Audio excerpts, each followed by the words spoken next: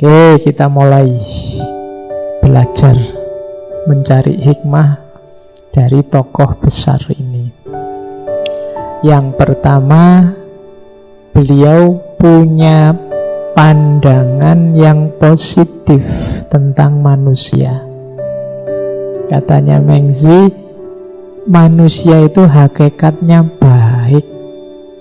Aslinya manusia itu baik. Jadi ini menjawab pandangan-pandangan yang bilang manusia itu netral. Ada yang bilang manusia itu jahat. Tapi katanya Mengzi enggak. Aslinya orang itu biarkan saja secara alami, isinya pasti baik. Kalau ada orang jahat, itu berarti dia sedang menyalahi kodratnya. Kodratnya orang itu baik. Buktinya apa? Katanya Mengzi, dia mengilustrasikan contoh paling gampang. Kalau kalian lihat anak kecil misalnya lewat di depanmu tiba-tiba kecemplung, apa bahasa Indonesia nih kecemplung itu, tercebur sumur, itu kan mbok kamu akui apa enggak, kamu kan bergegas ingin nolong. Nah itu siapapun itu, mbok orang jahat kamu, siapa aja, begitu ada anak kecil kok jatuh, kamu mesti tergerak ingin menolong. Dari mana keinginan itu? Dari dalam dirimu sendiri. Meskipun mungkin nanti macam-macam tindakan yang dilakukan. Ada yang mungkin tidak berani nolong, Pak, sumurnya dalam, saya juga tidak berani. Tapi intinya kan kamu ingin nolong sebenarnya. Atau kamu pinggir jalan lah, pakai contoh yang lain, kamu jalan naik motor, terus tiba-tiba ada orang jatuh.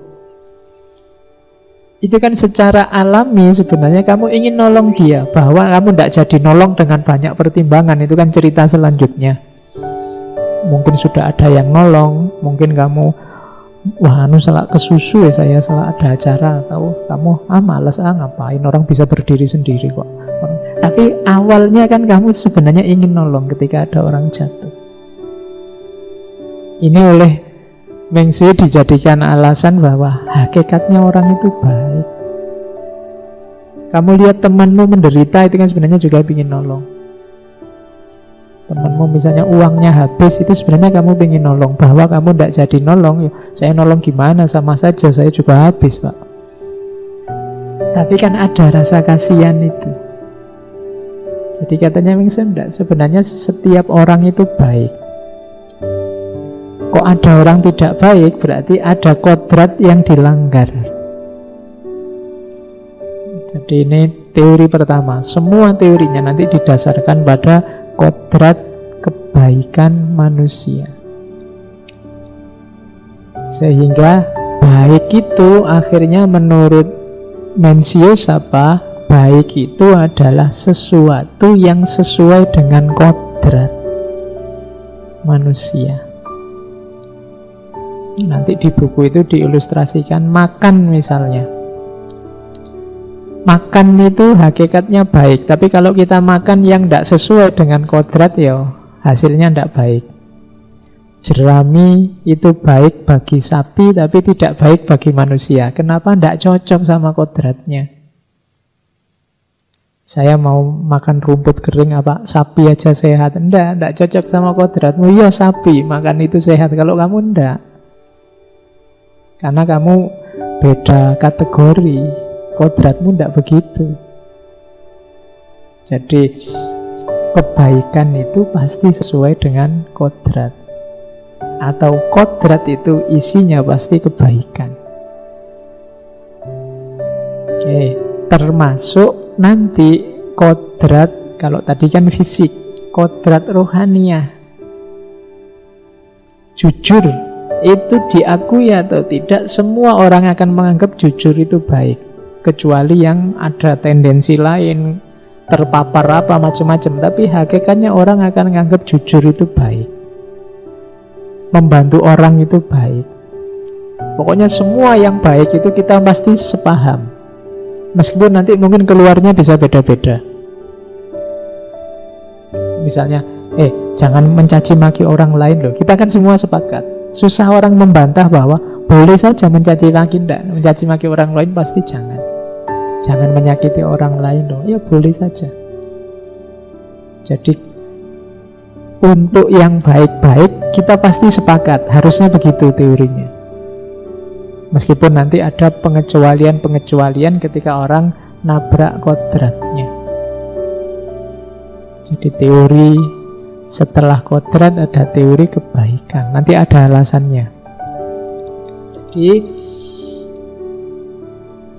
manusia itu hakikatnya baik, dan yang disebut baik adalah segala yang sesuai dengan kodratnya manusia. Kodrat itu misalnya orang punya kecenderungan berketurunan, maka menikah itu baik. Berarti apa? Kalau ada yang nabrak kodrat ini, ada kodrat yang ditabrak, berarti ada yang dilanggar. Lahir ketidakbaikan. Maka kamu tidak boleh berniat, pokoknya saya nggak usah nikah saja, tidak boleh.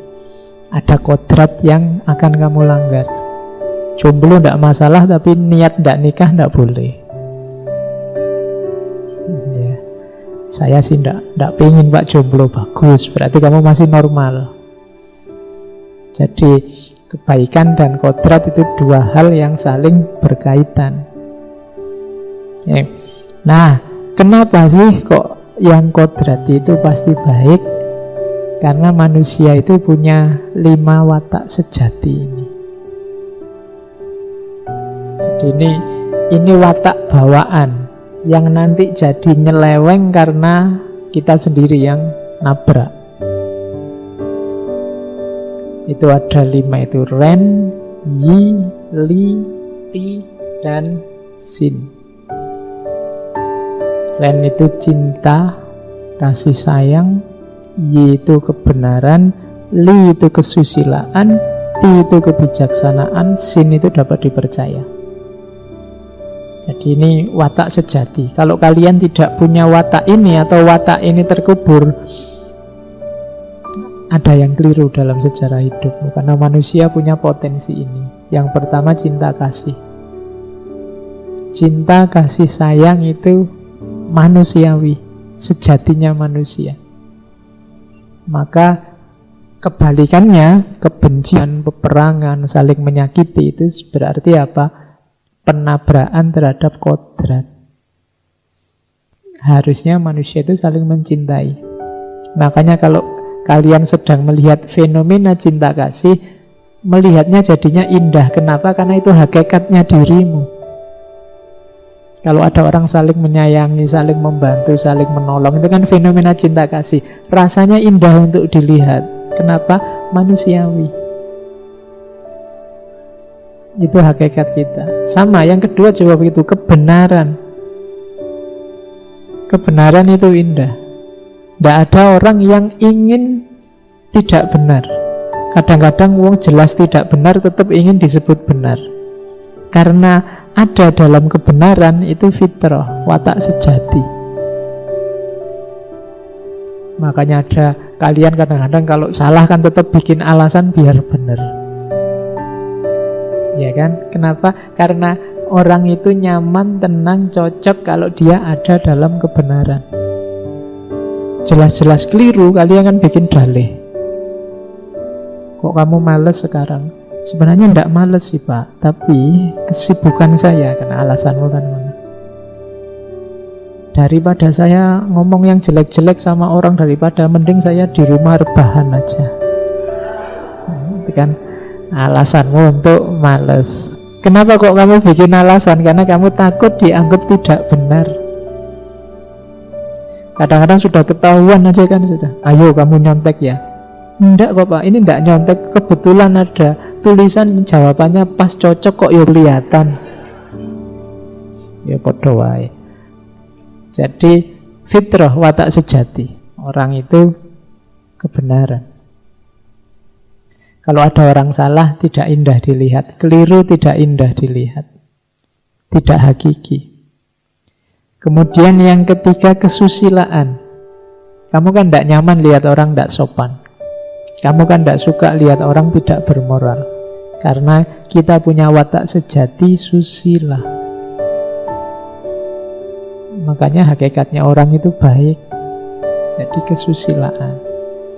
Terus ada kebijaksanaan. Jadi kita punya kecenderungan untuk bijaksana itu kelanjutannya kebenaran.